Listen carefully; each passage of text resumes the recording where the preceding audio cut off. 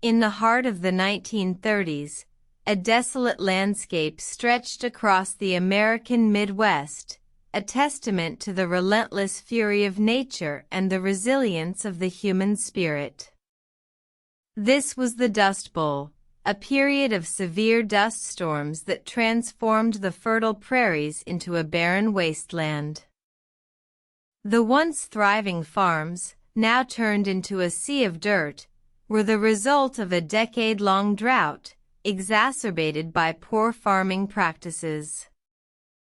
The farmers, driven by the promise of cheap land and high crop yields, had plowed under the native grasses, exposing the topsoil to the merciless winds. The first signs of the impending crisis were subtle. Crops failed, and the once verdant fields turned a sickly brown. But the farmers, blinded by their dreams, ignored the warnings, pouring more and more water on parched land, only to watch it seep away like sand through their fingers.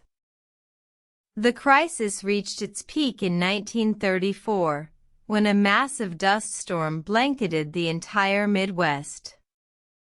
The air was thick with dust, choking the life out of everything it touched.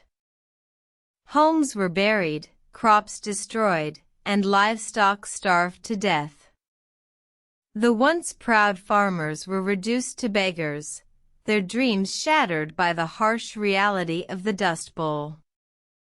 But amidst the despair, there were stories of hope. Families banded together, helping each other survive the harsh conditions. The government stepped in, providing relief to the suffering farmers. The Soil Conservation Service was formed, teaching the farmers sustainable farming practices to prevent such a disaster from happening again. The Dust Bowl was a stark reminder of the fragility of the land and the consequences of ignorant hubris. It was a dark chapter in American history, a testament to the power of nature and the resilience of the human spirit. But from the ashes of the Dust Bowl, a new era of environmental consciousness was born, a legacy that continues to shape American agriculture to this day.